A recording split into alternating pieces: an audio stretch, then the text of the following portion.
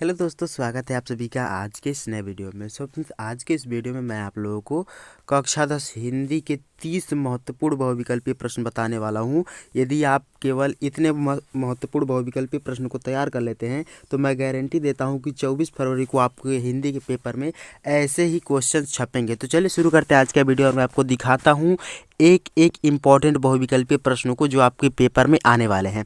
देखिए, यहाँ से शुरू हो गया आपका पीपीटी नंबर 1, मतलब कि 6 पेजों की या 5 पेजों की एक पीपीटी है जिसमें मैंने 30 एमसीक्यू क्वेश्चंस बनाए हैं। तो चलिए शुरू करते हैं। देखिए, यहाँ पे फर्स्ट क्वेश्चन हम लोगों से पूछा है कि शुक्ल युग या छायावादी युग की के समय अवधि कब से कब तक है। जो शुक्ल युग या छायावादी युग है इसकी समय अवधि कब से कब तक है।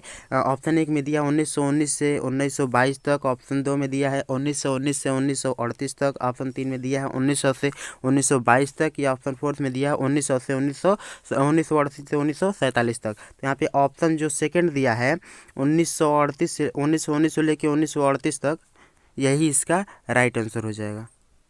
देखिए, यहाँ पे सेकंड क्वेश्चन में पूछा है रानी केतकी की कहानी किसकी रचना है। यहाँ पे ऑप्शन दिया है नाचिकेतु उपाख्यान की, या इंसाअल्लाह खां की, या विष्णु प्रभाकर की, या भारतेंदु हरिश्चंद्र की। तो रानी केतकी की जो कहानी है वो किसकी रचना है, तो इंसाअल्लाह खां की रचना है। ऑप्शन सेकंड इसका राइट आंसर हो जाएगा। ठीक है, अब देखते हैं नेक्स्ट क्वेश्चन। देखिए, नेक्स्ट क्वेश्चन में पूछा हम लोगों से कि निराला की साहित्य साधना किसकी रचना है। तो अब देखिए, मैं केवल क्वेश्चन पढ़ के और उसका आंसर बता रहा हूँ, मतलब आपको ऑप्शन नहीं पढ़ने जाऊँगा, आप केवल आंसर देखिए। निराला की जो साहित्य साधना है ये किसकी रचना है, तो डॉक्टर रामविलास शर्मा की रचना है। यहाँ पे ऑप्शन नंबर थर्ड जो हो जाएगा इसका राइट आंसर हो जाएगा।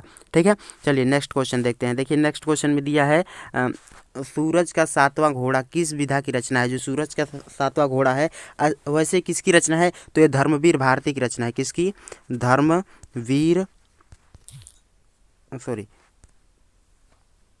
ये धर्मवीर भारती की रचना है। और किस विधा की रचना है, तो ऑप्शन सेकंड में दिया है उपन्यास विधा, ये इसका राइट आंसर हो जाएगा। आपको ये भी याद रखना है कि किसकी रचना है तथा किस विधा की रचना है। ठीक है, एंड उसके बाद देखिए नेक्स्ट क्वेश्चन दिया है क्वेश्चन नंबर 5 में वट पीपल के रचयिता कौन है। तो वट पीपल के जो रचयिता हैं वो कौन है, रामधारी सिंह दिनकर है। तो ऑप्शन फर्स्ट इसका राइट आंसर हो जाएगा। ठीक है, चलिए देखते हैं नेक्स्ट क्वेश्चन।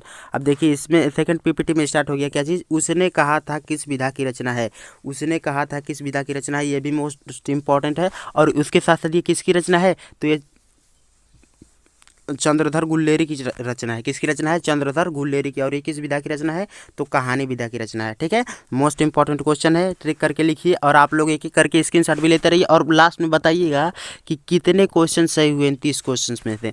अब देखिए नेक्स्ट क्वेश्चन है बाण भट्ट की आत्मकथा किसकी के लेखक कौन है। तो बाण भट्ट की आत्मकथा के जो लेखक हैं वो कौन है, हजारी प्रसाद द्विवेदी है। तो ऑप्शन फर्स्ट इसका राइट आंसर हो जाएगा। ठीक है, चलिए नेक्स्ट क्वेश्चन देखते हैं। देखिए, इसमें दिया है लहरों के राजहंस के लेखक कौन है।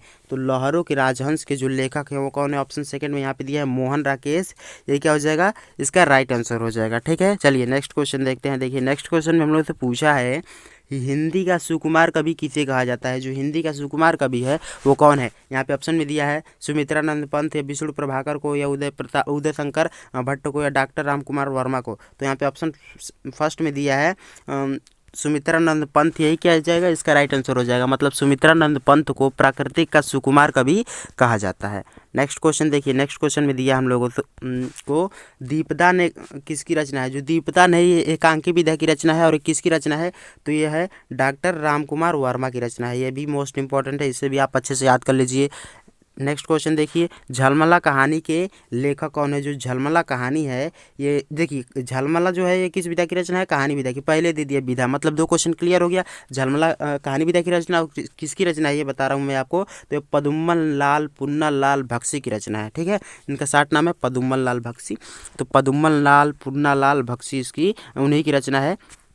कौन सी रचना, तो झलमला कहानी। ठीक है, चलिए नेक्स्ट क्वेश्चन देखते हैं। देखिए, इसमें दिया गया है भूले बिसरे चेहरे किस विधा की रचना है। तो भूले बिसरे जो चेहरे है ये उपन्यास विधा की रचना है। किस विधा की रचना है, उपन्यास विधा की रचना है। नेक्स्ट क्वेश्चन, पृथ्वीराज रासो किसकी रचना है। जो पृथ्वीराज रासो है ये किसकी रचना है, तो ये चंद्रबरदाई की रचना है। ठीक है, चंद्र बरदाई की। एक एक क्वेश्चन आप अच्छे से याद करते रहिए मेरे साथ साथ, ठीक है। अब देखिए नेक्स्ट क्वेश्चन देखते हैं।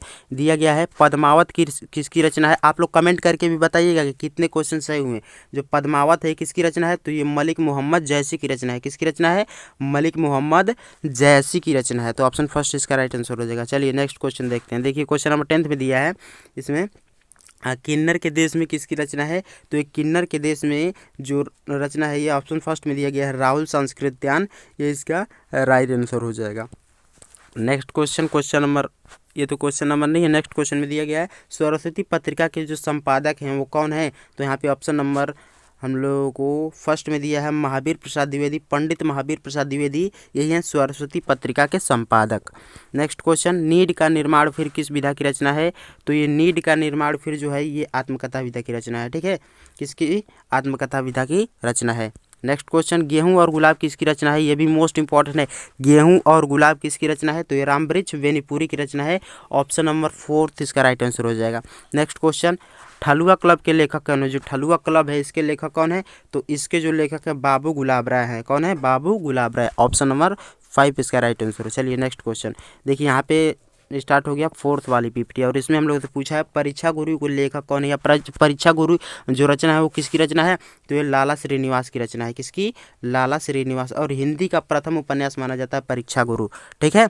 इसे अभी आप याद करिए। नेक्स्ट क्वेश्चन दिया गया है रानी केतकी की कहानी जो है किसकी रचना है। इसमें ओनली रचना ही बेस्ड है कि किसकी रचना है, किस विधा की रचना है, कौन शुक्ल युग के हैं, कौन द्विवेदी युग के हैं, ये ओनली विधा से ही लिया गया है। अब देखिए रानी केतकी की कहानी जो अभी मैंने ऊपर बताया आपको कि इंसान खां की रचना है वही है, ठीक है।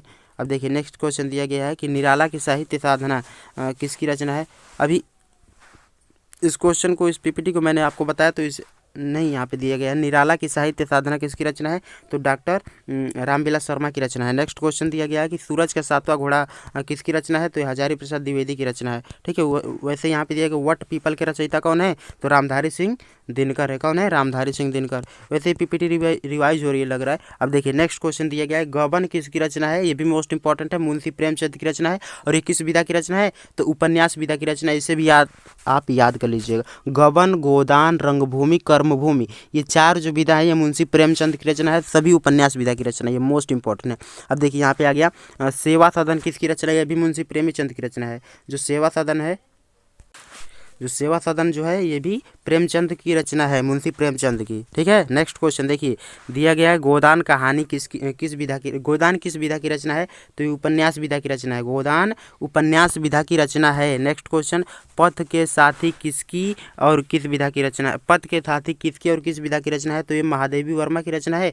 तथा ये रेखा चित्र विधा की रचना है। कौन सी, रेखा चित्र विधा की रचना है, ठीक है, याद कर लीजिए आप। और एक महादेवी वर्मा का सबसे चर्चित जो पूछा जाता है रचना वो है यामा। इसे याद कर लीजिएगा कि यामा किसकी रचना है, तो ये महादेवी वर्मा की रचना है, ठीक है, मोस्ट इंपॉर्टेंट है। नेक्स्ट क्वेश्चन दिया गया है कि दीपदान एकांकी, जो दीपदान किस विधा की रचना है, तो दीपदान जो है वो किस विधा की रचना है, नाटक विधा की रचना है। एकांकी या नाटक विधा की रचना है। तो आपके खत्म हो गए 30 मोस्ट इंपॉर्टेंट क्वेश्चन इस पीपीटी के माध्यम से।